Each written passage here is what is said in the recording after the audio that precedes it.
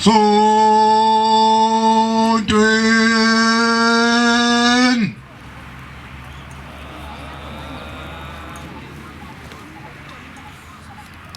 bengicela ubaba uNgubane asilekele asifundele umthandazo Nkosi yombusisa. Bamenzi wezulu nomhlaba benze makavume ukubusisa ukuguqa kwethu nokusithoba kwethu. Amen. Udumo malube kuye wenza izulu nomhlaba. Amen. Makube njalo. Hayi khumbule indlu ngasenza ngakhona lodingane echithekeleyo. Ayibuthe ekuchithekeni kwayo. Amen. Makenze njalo wenza izulu nomhlaba phakade. Amen. Nkulunkulu Nkosi yethu kwamukele ukuthandaza kwethu. Ungabe ngokusho kwethu kube ngusho kwakho. Makube njalo. Amen. Isihlabelelo. Basulaye hlane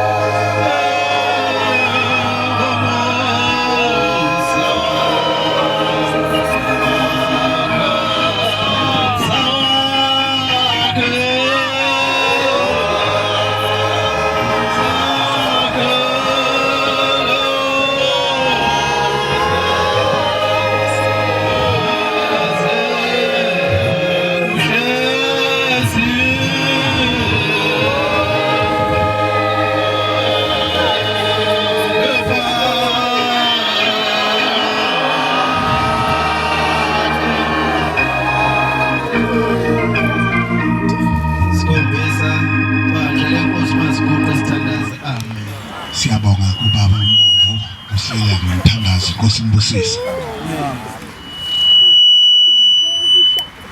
Alungise lapho konke sibhekise impazamiso wanje. Cha sidla baba ezulwini ngoba sazi ukuthi isikhathi sikanje. Konke sizame ukumpintsha. Lesikhathi esincane ngoba sazi besibungaza ukubonga ebesibonga imicimbi yasekuseni. Sibonga ukuba ingxenye yeconference yenabasho. Manje ke inkonzo ke iphathiwe ekseni.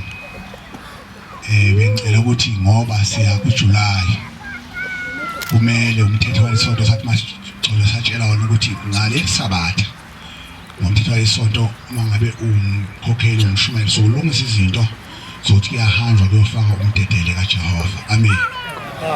Ngoba sebemenyeziwe vele sebabizile bonke sesinezwe ukuthi izwi lisho ngqo bese kwasemthethweni ke kodwa khona bahamba abangcwele kulivikelisayo abanye sebehambile bandle ngakuthiwa sekwakhiwe vele egcwele ebuhleni.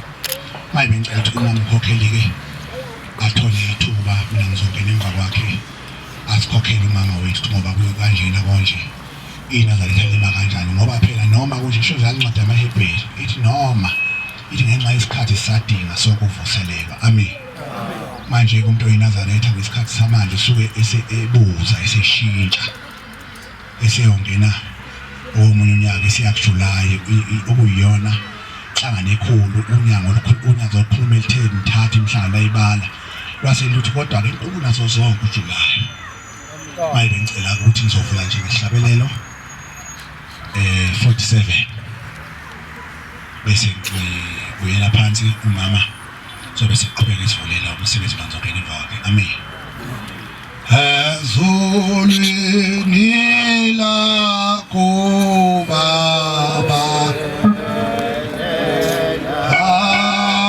abuya khanya impela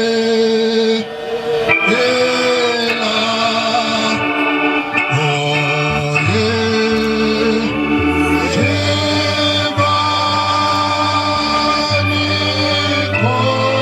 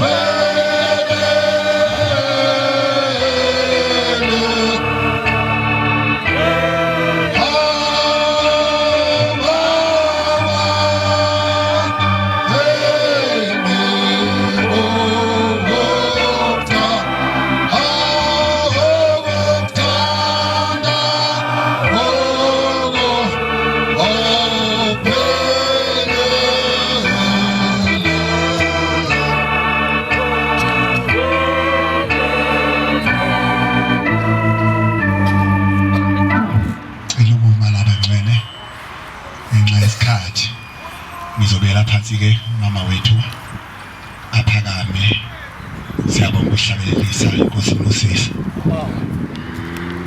Mama kube kuhlela wayingcwele. Ngivele ngomini yesikhathi.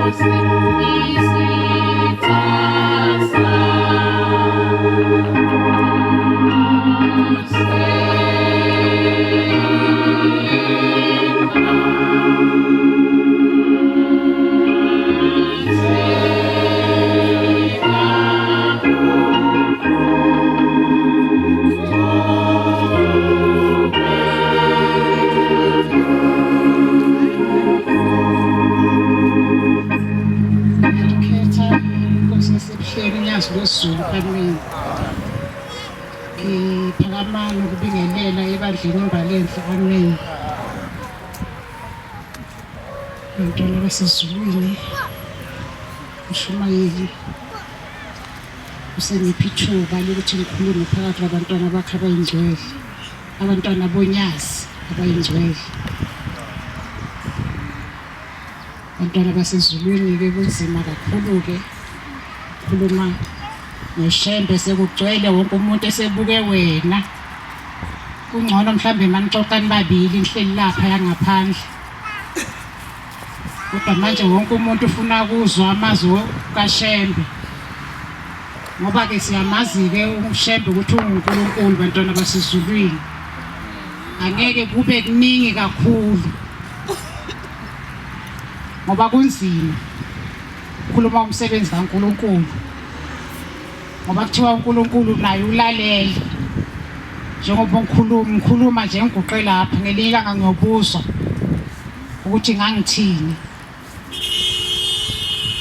ngoba ngiyakhumbula ngelinye ilanga ithi indaba wathi uNkulunkulu akusiyona inkonzo kayihlo nenyoko lena manje ngiyayisaba kakhulu ukuphatha umsebenzi kaNkulunkulu bantwana basezulwini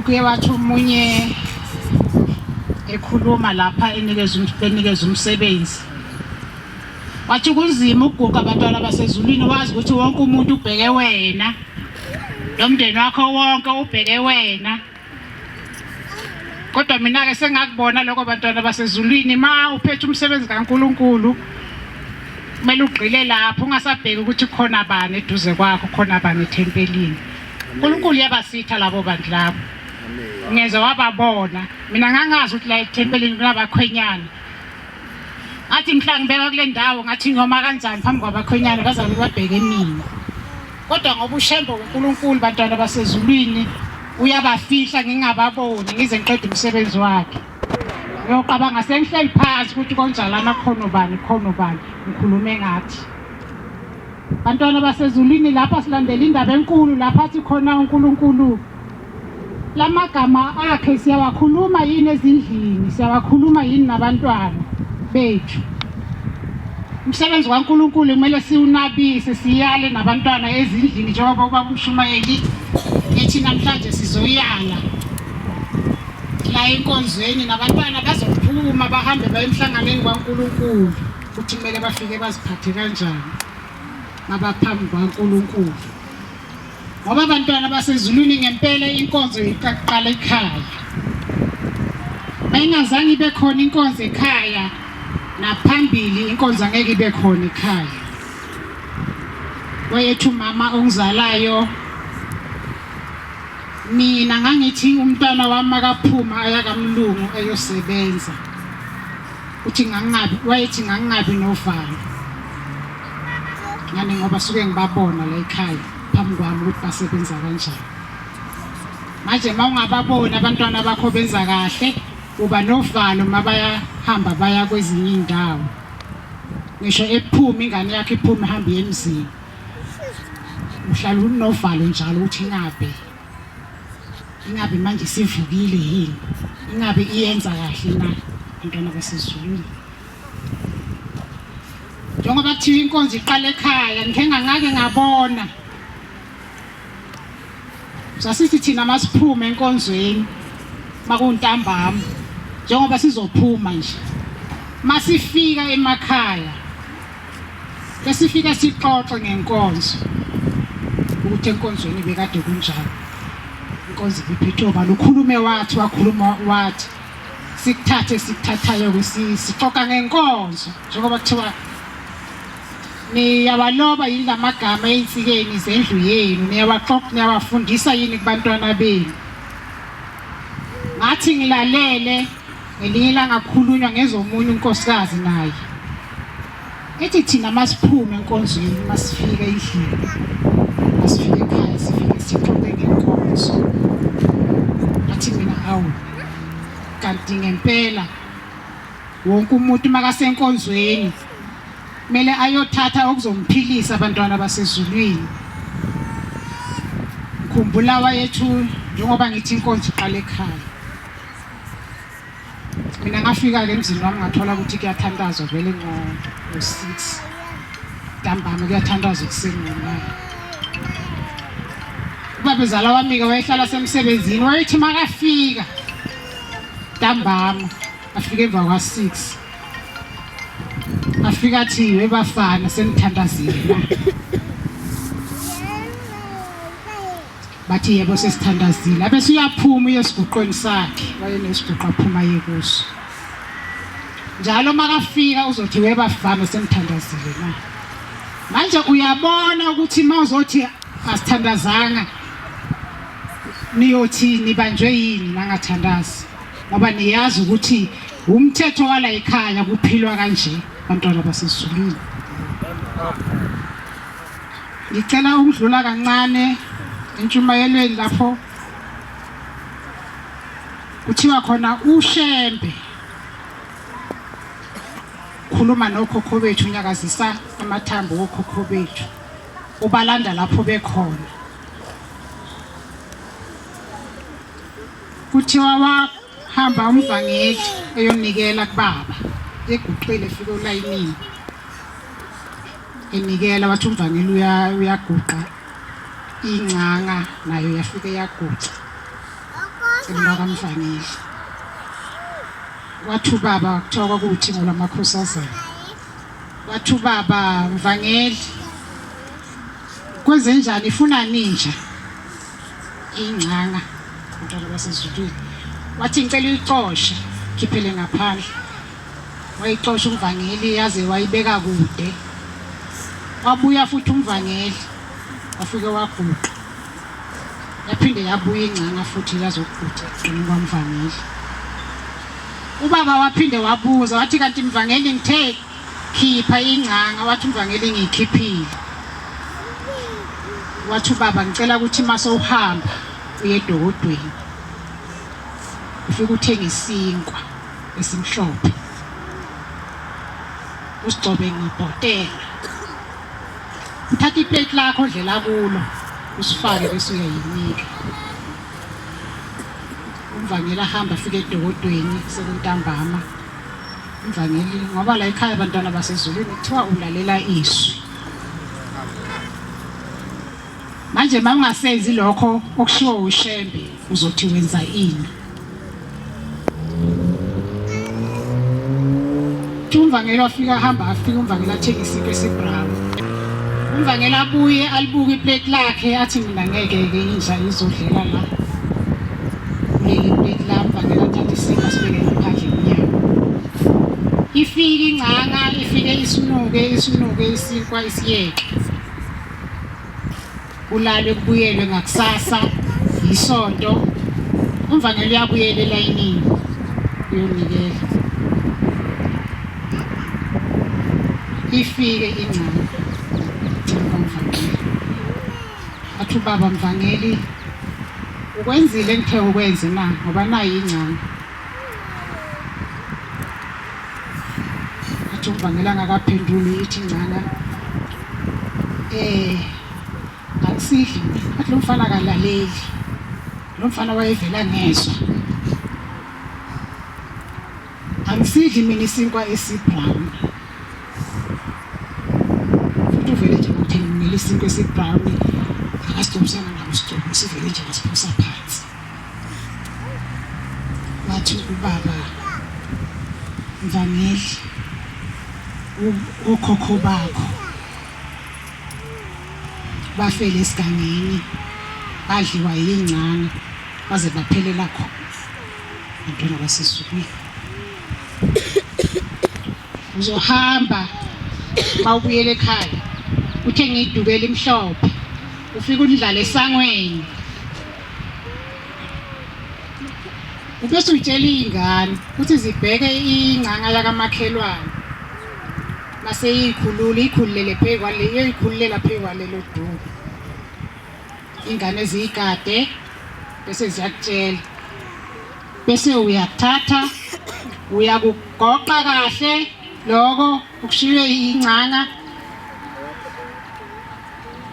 bese ufuna umhlambululi ekuhlambulele khona kuyobe kungokhokho bakho lapho bangcwele basesukweni. Silandele uNkulunkulu obona kude. Thomunye umshumayeli sekungumshumayeli uthi ngingakabi umshumayeli ngingazi lutho ngoshembe. Ngagula isikhathi eside angena esibhedlela ngingena enyangeni ngingena kubathandazi akuzange kwalunga lutho ngaze ngahamba emhlabeni.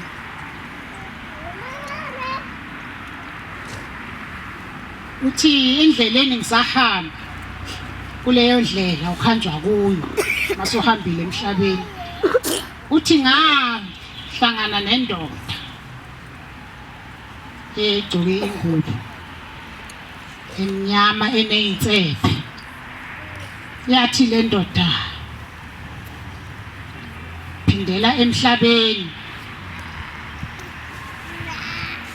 ngoba ngifuna ukusebenza ngawe na ufike emhlabeni. Uthi ngithi ngisabheke lokho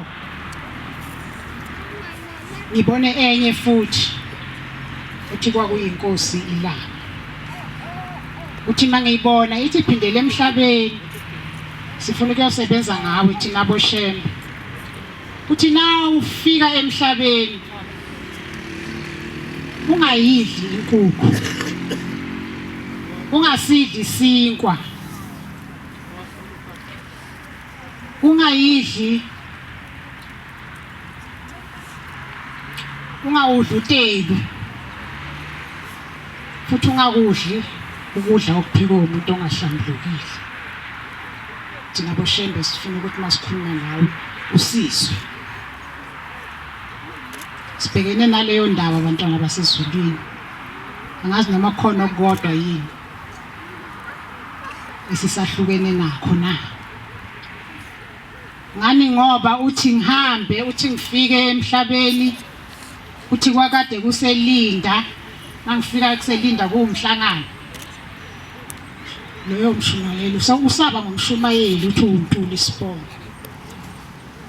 Uthi nangifika ngithole umfundisi. Uthi umfundisi uhlatshwayo.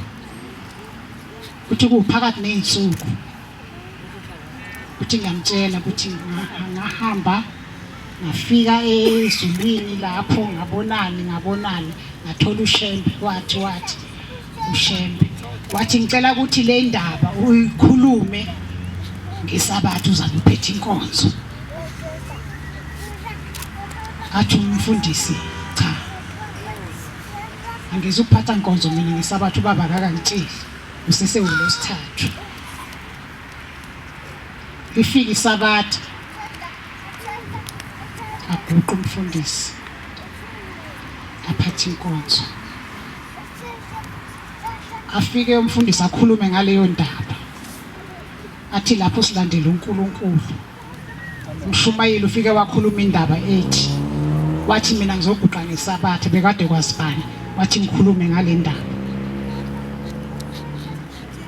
Bantwana basezulwini, ushembe woNkulunkulu simlandeleni ngoweqiniso. Sisenyangeni manje, jahela ukuhlala phasi ubaba umshumayeli, inkonzo kababa umshumayeli emini. Bantwana basezulwini kuyasinda, sisenyangeni ke sizongena ke kuJulayi. Bantwana basezulwini, enyangeni yokulinda. Ngizosheshisa, masilindile bantwana basezulwini ngoJulayi. Ukulinda abanye bazobuza ukuthi ngabe kuyini ukulinda. Na ulindile wenzani? Abantu abaningi bajaha ukuthi hayi uyehle embedeni uyaphuma ekamereni, awusidli isinkwa, awusidli inkukhu. Yebo, yikho lokho. Kodwa nokulinda, uyalinda ngenhliziyo, uyathandaza mihla namalanga, uyacela okudingayo kuNkulunkulu, uyahlukana nezinto okuthiwa idliwa imvubelo. Bantwana basezulwini, awubanga umsindo ekhaya, uthetha awucunuki, awuthethisa ingane, uyishayi. Thina sisheshayo ke bomama, awuyishayi ingane, uyayikhuza kahle. Ukuphi ulindile, wazi ukuthi masewuke waphunyuka ke usuphunyukile, usho ukuthi awusalindanga. Awubanga umsindo ekhaya, umemesi. Ilokho bantwana basezulwini, siphatheni kahle njengoba sihamba siye emhlanganeni kaJulayi. Abanye bakhona bazohamba, nabangahambile futhi balinde ngenhliziyo. Ngani ngoba kuthiwa sikhona lapha emhlanganweni, inkonzo yayikade iphethwe lapha, ngazi noma kwakuyintsha, ngisakhumbula ngoba siyabamba siyayekela, siyanxusa nje uNkulunkulu angiphe. Yasho njalo enye ingane yathi bayikhuluma kodwa wabiza elinye igama sengilikhohliwe, ethi ingqondo yakhe ayibambi. Athi mina kusho ukuthi nayami-ke njengale yakho-ke ingqondo kayibambi. Ngoba bafike kuthiwa babuza abafundisi bathi, njengoba sesibuyele emakhaya, bekade sihleli la emhlanganweni baba silindile, masifike emakhaya siyothi bekade siyokwenzana emhlanganweni. Laphuma ilizwi kubaba lathi, nanize lapha suke nizogezwa. Ngathi kwabala izinto zabayintathu, kwathiwa nisuke nizogezwa, suke nizokwamukeliswa. Angisakhumbuli ke lokho kunye ukuthi kuyini bantwana basezulwini, ngoba kuyabaleka njengoba ngisho ukuthi siyabamba siyayekela. Kwangathi singalalela izwi bantwana basezulwini, senzeni kahle, sihambeni kahle phambi konyazi lwezulu, senze okushuwa ukuthi asikwenze, singenzi okungafanelanga, sigijime kakhulu. Ngani ngoba kuthiwa ubaba wayephethe inkonzo kwakade kuse intabeni, ngathi kwakuwubabilanga, kuthiwa wani komunye umfundisi kwathiwa kabusisa inkonzo. Ngikhumbula le ndaba ngani ngoba ngayizwa kuJulayi, njengoba kuyiwa kuJulayi. Ubaba wanika umfundisi wathi akayibusisa inkonzo. Umfundisi wathi cha baba, ngeke ngiyibusise inkonzo khona wena. Ubaba wathi mfundisi ngithi busisa inkonzo. Umfundisi wathi cha baba, ngeke ngiyikwazi ukubusisa inkonzo khona. Ngazi wakhuluma kwaze kwaba kangaki. Wathi makasuka lapho ubaba wayithatha inkonzo, ubaba kuthiwa wayilula inkonzo, wazi kwandlula eside isikhathi ubaba ekhuluma. Ngani ngimfundisi ngoba wenze obekade kufanele ukuthi akwenze, akanalo igama elingaphezulu, akakwazi ukubusisa inkonzo ubaba khona. Sibhekeni bantwana basezulwini, singagijimeni kakhulu masihamba la kuleli bandla, sihambe kancane senze ukuthiwa sikwenze. Ngizocela ukubuyela ngezazi. Nkosi ithele umusa. Amen. Nkosi yasekhini. Bangcwele basezulwini. Siyabonga amazwi amakhulu kangaka kumkhokheli wenkosi asipha wona bafowethu yiwo lawo amazwi abakhuluma umkhokheli kufuneke wonke umuntu okhetha ushembe mawukhetha ushembe yiNazaretha usukukhetha indlela okumele uhambe ngayo kunensizwa la ubona usiyabonga kodwa ke hayi sizoyilungisa indaba yethu nabo sitshele ngizilakho izilakho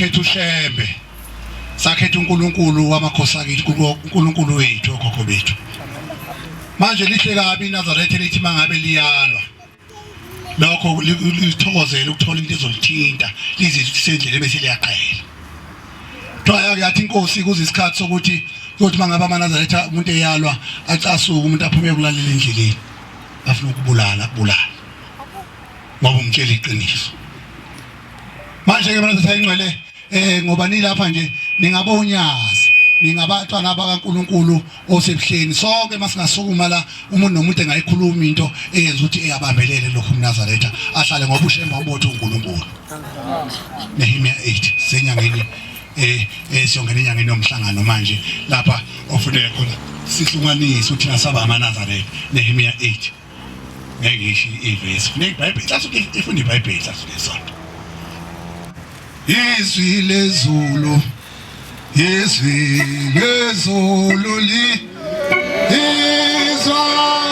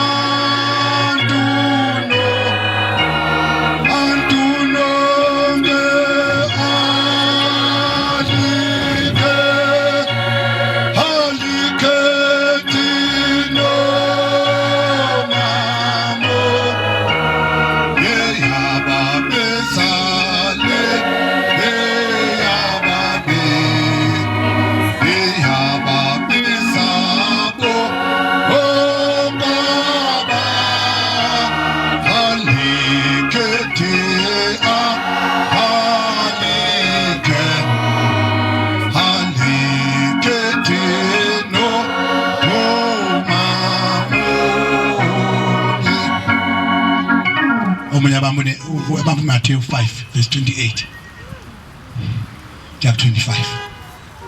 Afumana kubhaliwe emthethweni uJehova. Nehemiah 8:40. Naw le lungile yayo naw le. Qeda le kusa 40. We 40 lo. Oh yebo qhubeka. Afumana kubhaliwe emthethweni uJehova awuyalayo ngaye uMose. Bafumana ke kubhaliwe emthethweni uJehova ayala uMose ngawo. Ukuba abantwana bakaIsrayeli bahlale emadokodweni. Ukuba abantwana ke balapha ke eNazaretha siyahamba siyakuJulayi bahlale kuyakhiwa gotshwe intungo lwakhuluma umunye azikhuluma ngomama owafike lo umamezala wakhe emtshela yesezulwini masilayifini eNazaretha. Kodwa kufuneka umuntu onakasisayo. Umuntu owazi ukuthi ngobe lapha ukuphi futhi uzokwenzani yina ngoba la kulomuzi lo esikuwo lo angeni lutho kubi. Qhubeka khehla. Ngesikhathi somhlangano wenyanga yesikhombisa. Ngesikhathi somhlangano Nkosi Busisi. Ngesikhathi somhlangano kaJulayi ugotshwa amadokodo kuyohlala phakathi kophambi komnikazi wesonto. Uthi ushembe uthi kunemhlangano emithathu kulonyaka uyasho ukuthi uJanuary uyawubala uthi uJuly uthi October uthi kodwa umkhumbulo wonke uOctober funda enye ngicelile ngoba siyawuleya mhlangano nje loya kufuneke mangabe uyiNazaretha zonke into zakho manje uyihlelile yonke iminikelo yakho uyilungisile wayiwasha iminikelo yahamba eyokhuluma noNkulunkulu wakho wanikela ngisho amagulu 14 wanikela umkhokheli wanikela u25 inhlasutha ayikho ekweletayo makuyo lesikhathi inhlasutha okubiqedile futhi akho umuntu onecala naye makuyo lesikhathi samanje ngeke umuntu ongakhulumisani naye khuluma khetha 23 523 ya 25 Nxa unikela umnikelo wakho eLatin. Mangabe unikela nje eLatin ngoba silapha kulobu bushe bomNazaretha mangabe unikela umnikelo wakho eLatin oyakushembe usakhumbula lapho kuba unecala nokumfowenu. Hawu ngoba ulapha nje khona umuntu ongakhulumisanayo ngisho umfowenu anizwani ngisho ubaba wakhe anizwani naye. Shiya lapho umnikelo phambi kwelati. Shiya umnikelo phansi phambi kwelati. Qala uye ubuyisane nomfowenu. Qale ubuyisane uphithele kumfowenu uyothi hawu mfowethu uhlale phansi kha ungane kaBaba uthi mfowethu ngonile uye kwelinye Nazaretha kwelinye nangumuntu njengothi umfowenu kodwa uhambe uyocela kuyintathelo akuyiwa kuJuly ungakhulumisani nomuntu. Khona uyakuza unikele umnikelo wakho. Nkosi bese ubuya lapho ke imase uzonikela umnikelo wakho 122 ihlabelelo awusifunde evesi lesibili Yesize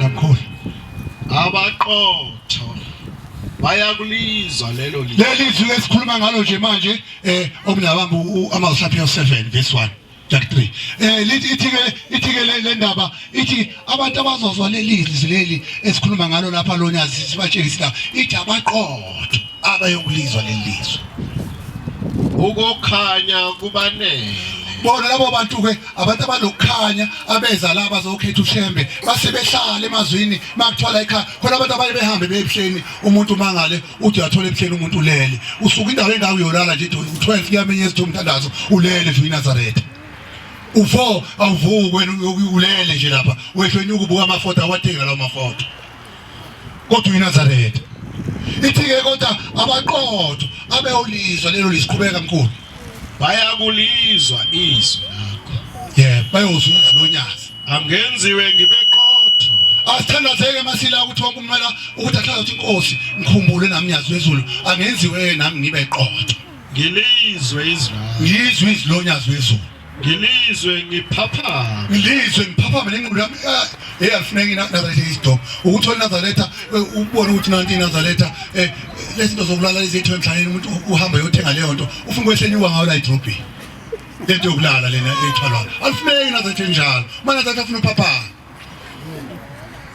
ngisamukele isipho sami hayi inhlanhla yami ebengingafanele hayi inhlanhla yami mina engangelo ukuthi ushembe wangiphutha ngafika lalelizwi ngidinga engingabonga ngakho ngidinga ithi insizwe ekseni mayikhuluma la ithi ngangihlupheka ithi bengixakile ngisebenza ithi bengineyikweleni edlula 26000 hayi inhlanhla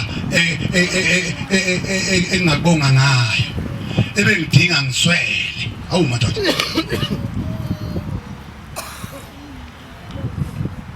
ukukholwa kuwe oweke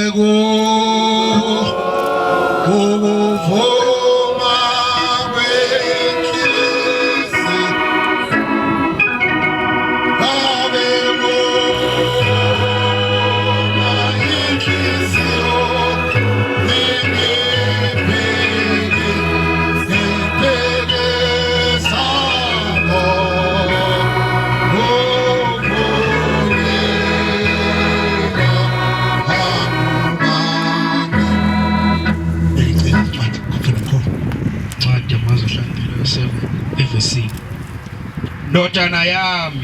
Ndodana yami gcina amazwi ami gcina amazwi onyazi uyikhweze imiyalo yami kuwe bese imiyalo yonyazi ngoba singitshela ukuthi unyazi lande kanjani bese uyithatha lento lena uyikhweze kuwe ikwembatha uthi noma uhamba uNazaretha uthi noma ngihamba esigodzi uthi noma ngihamba endleleni uyithi ngikhoze noma uhambe ekhothe so sizokufa ithi ungesabi ngalokuthi uhambe ubonakala uvungama la uhamba khona noshembe gcina imiyalo yami uphila umthetho wami mawube njengenhlamvu yeso lakho umthetho ke lo wonyazi mawube njengenhlamvu yeso lakho kubophe emnweni yakho ayikho into sake sakhula sangabafana sathi ufisha izipho sishana ngamaqupha kodwa ayikho into oyivikela ngisho ngase mawushaya isipela wawusona ngempela ungaboni kahle ithi ke ithi umnyalo kaShembe uvikele njengenhlamvu yeso lakho kubophe emnweni yakho ibophe emilweni yakho kulobe enhlizweni yakho Nkosi bese nathi inhlizweni yakho bese kuhlala noma uhamba ulawulwe ukuthi wena uyiNazaretha konje mina ngoba nina abantu babuka kini uShembe wathi usebeka amaphoyisa inhlanhla yaleli sonto siyanje ebuhleni sobe sibuka inhlanhla ukuthi iyocela iphambano iyacela leli sonto inhlanhla ayitsholi nentombi yaleli sonto ayiqomi ngaphandle iganya la ngaphakathi esontweni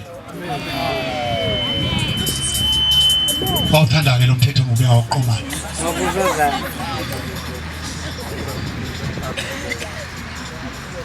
bayawuthanda lana banathi ayingcele ngoba sila mawuyiNazaretha uyazahlukanisa elifuna incwadi uyabona nje la khona abangakhulumisana kodwa bangama siyahamba siyakujulayo ukweleta nomuntu awumbhadele kodwa uyakujulayo awufuni incwadi yonyazi bafana bese ufuna incwadi yonyazi angizoyibiza uyayibiza bangithanda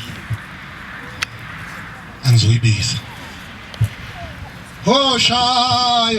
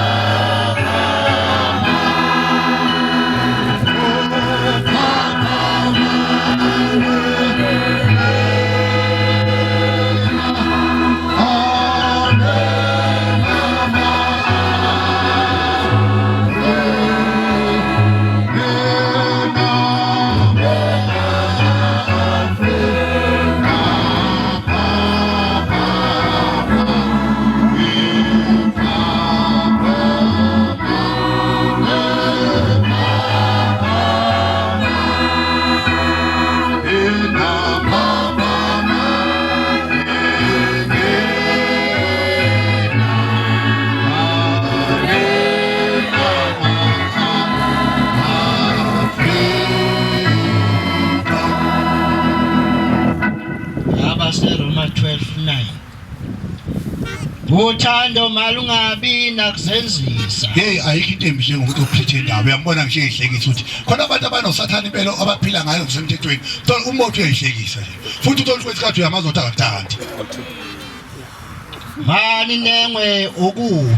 Mawunazaretha nenga okubi Namathele kokulungileyo. namathelani kokulungileyo ukulunga ukuthi lo mthetho ushayelwa la ngaphathi lo mthetho umuntu athi mayengena emanzini bese enikwa ibhuku bese elifunda leli bhuku ukuxakeza uzinsizwa sithi umshumela sithi umthetho ungabusathi muphike manje khona okuyifunayo enye ifuna uyitshele ngogano kanti ayigano wena gano utshela ukuthi uhlala kanjani nomama ngikutshela ukuthi uhlala muphi mama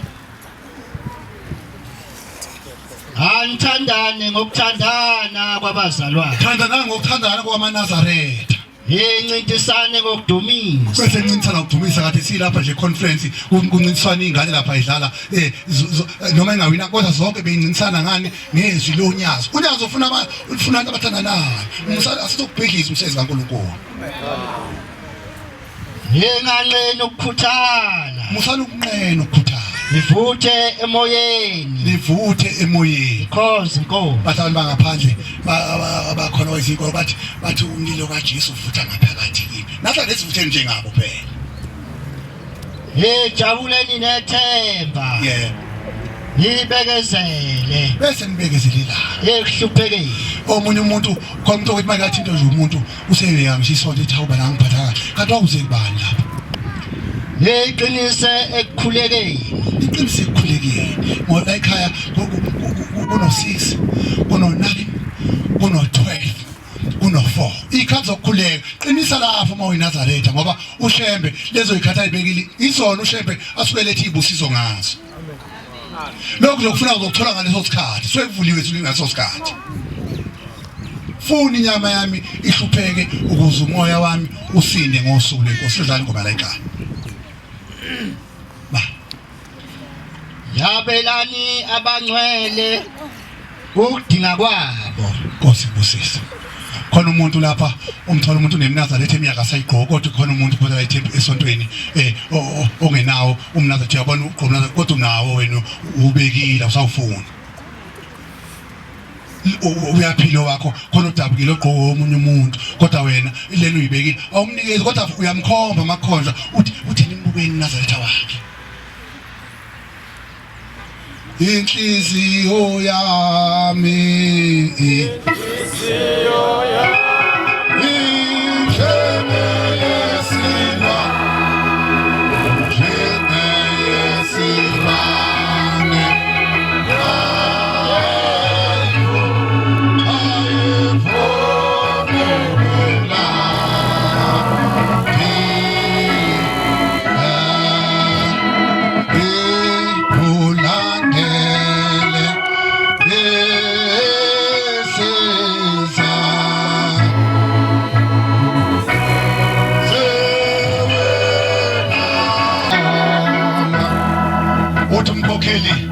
uthunyazwe umabona kude usho njalo manje njalo ngikhumbuza intshumayelo ikhuluma umfundisi umtshado uyahambile bese plaza bethu uNkulunkulu ophambi kwethu unyazwe izulu bali bathumile unyazi bese luthi abadlulele eDanhauser luthi unyazi ngifuna ukuya eDanhauser adlulelani khona bese nifike nibuza ngoba kuyakhiwa ukuthi umuzi usuka kangakanani uhamba nenkosi uJosh inkosi yakwaZibani awayihamba nenkosi yakwaZibani no bathi bathathu ngizomkhumbula omunye bahamba wabili obathathu nomfundisi Khumalo bafika lapha yana bafike ngempela bafike bephathwe kahle lapha yana befike bephathwe kahle iNazaretha bonke kahle iNazaretha mangena kwakho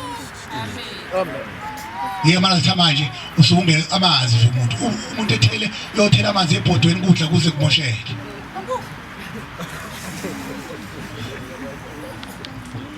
befika lapha bephathwe kahle lapha yana bese bakhiqhinga bese bethi hayi asingasho indaba ezithe nkosiyazana bethi asingasho bivumelane bethi singasho baba ukuthi hayi sifica umuzi unjena angithi base bephatheke kahle base beshintsha base bekhuluma ngalendlela yabo bathi bezukholwa bathi asike sisho baba sithi hayi sekuphelile ngoba vele sekusele kancane babe befika enkosini bayafika unyazi wezulu bathi lafike la eVlandi lapha yana ebuhleni ngokwazi ebuhleni ngobulwazi bunyazi lathi kwi bathi mabekhuluma lase ngathi sithela ngensini bechaza le nkulumo kanti wasezulu unkokeli libona kude ushebe masithela ngensini kancane bethi ukukhuluma le nkulumo ibe ngumfundisi umjado kuthi hayi inkosi yamakhosi hambe kahle asicibele umuzi usuphelile hawu ithi inkosi usuphelile lathi uthini usuphelile wabothi inkosi mayibuya ngapha kwensika imbuka ngalemehlo wayeseqalaza inkosi ukuthi imhlifakazele inkosi yakazwani yathola inkosi bayisaba ukukhuluma abanye manje kwaye basekhuluma inkosi wathi inkosi yamakhosi akapheli silani wathi yathi inkosi kuphela nokusekancane into eyodwa leyo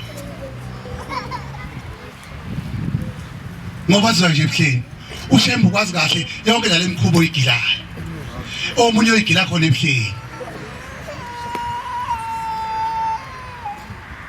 ngoba singamalaza nje umuntu nomuntu intambo yakhe ixhume kushela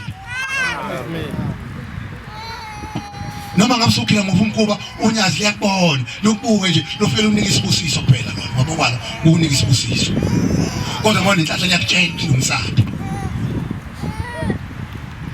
leya muzi lasezulwini leya muzi ishokushela akushela kuleya muzi ngoba uyoshela ingilosi uthi ushela umuntu athi ushela ingilosi futhi lapho unyazi ithe ingane khona ingane ngisoma Nazaretha engakholwa egangabo lahla ngisho ivunulo lapha lothi unyazi abantu abashiwe emakhaya ngoba uyamazi namzali uthatha ingane yakho uyithatha uyigijimise ebuhleni uthi ngoba napho uye ebuhleni mhlawumbe ucathi uzoshintsha khona kanti uhlele kuyifundisa la ekhaya enkulumo indaba yonyazi enhlala phansi eyenzeka kimi unyazi ezulu uNkulunkulu kuningi kakhulu imisebenzi engayisho nasefamily la engisebenza khona ngila ngifike ngibuke ukuthi ngafundile kangaka madoda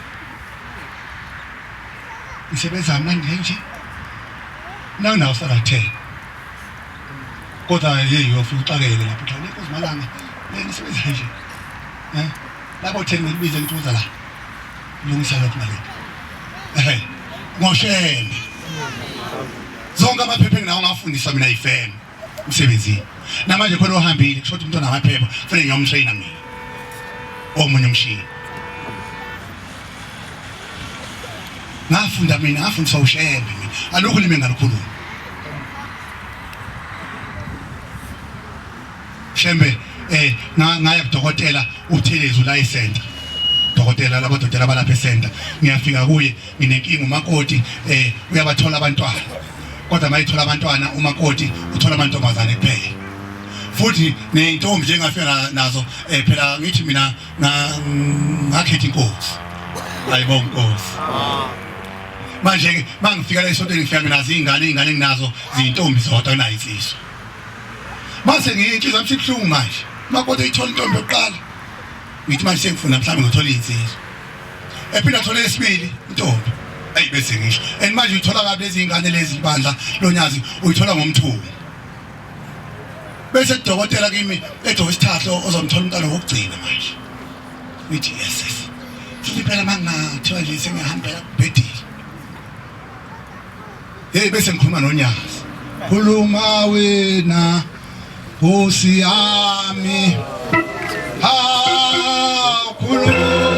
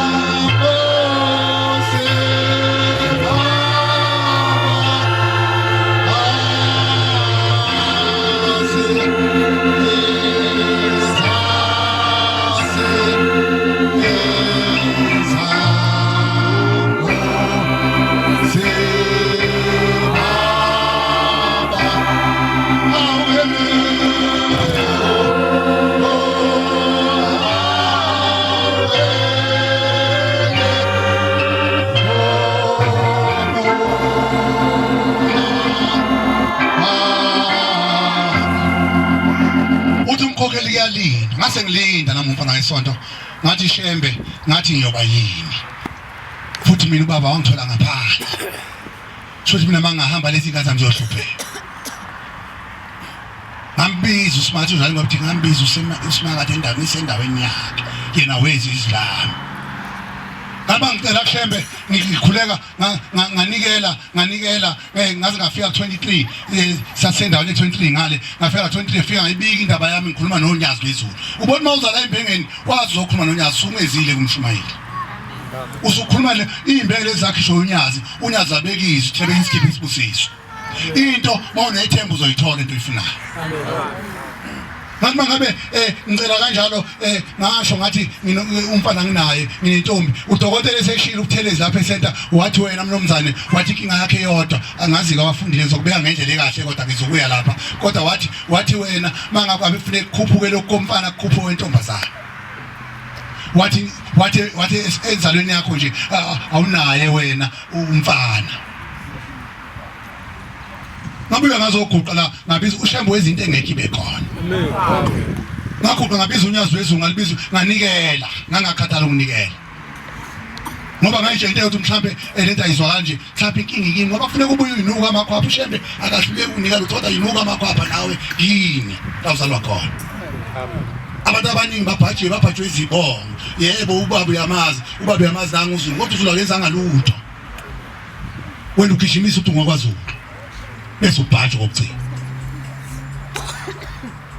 ngathi bangabe kwaya ngathi lokhunja hawu udokotela esho njalo sengicelile lapha ngathi ngicela umfana sengimemezile habe ngimemeza ngicela uShembe hawu umakoti wamuhle wathi mase muhle umakoti ngase ngithula ngamtshengisa ngoba umfana wesonto athi nawusoka umntaba amen ngase ngamtshengisa ukuthi impela ngithukile izoba yini manje kodwa lokho umtshele bese iphatha kanene sethi kanti nama lokho uthi kusho umfana lengane kusho ukuthi mangayintombazane yophatheka kahle ngithi nayi ingane yami lungile mina ngifuna nje ingane ukuthi mhlobo nganazi ingathi uyizela ezami noma ngama ntombazane hayi bese suka lapho uShembe bese esimanga bese ngihlala elokhetha sami siyobuka kulamasona khona ngithi nawo mesohamba nithukile uzofika ube lentombazane manje futhi phela makuyintombazane manje ngiyesaba umtshoti wendoda phela makuyintombazane ngizophinde ngithathe phela ndoda ngizama wathi sesihamba ke mase siya bese siphila khona eCenter ngiye kuye nodokotela wayithengisa ngeke ngimthola umfana afika athi ngani ifulathele le ngithi ngitheleza ngithuka kahle indoda nami ngitshengisa ngibona ngivuma nje ubani uthi yabona uyavuma lo mnikazi wendaba hayi nami ngiyabona ngibona lutho mina ngibona nje lento engathi ibhakede hawu kulapha lesishila kuhleli khona ingane bese besuka lapho bese beshethe umfana ngakhi yakudokotela bamadokotela umakoti abantu bozophatha kabi umuntu akazogiyela lezi ingane nje uShembe ke nquluntshe uthi uShembe wakushintsha lokho uShembe akangangadokotela watshela umakoti uNyazi wezulu esethe udokotela uyamvala ezala ingane ezintathu kanye afika uNyazi lathi udokotela loshoza ukuthi ngekusazala wena lathi usazobathola wabathola qhubeka abantwana ngegama loNyazi wezulu siyabonga ezulwini imisebenzi eminingi inkosi ibusisa izlayo inkosi ibuseni kuzwini usibhekela ingoma ayithandayo uzosiculela yona inkosi ibusibonga abangcwele ingoma 180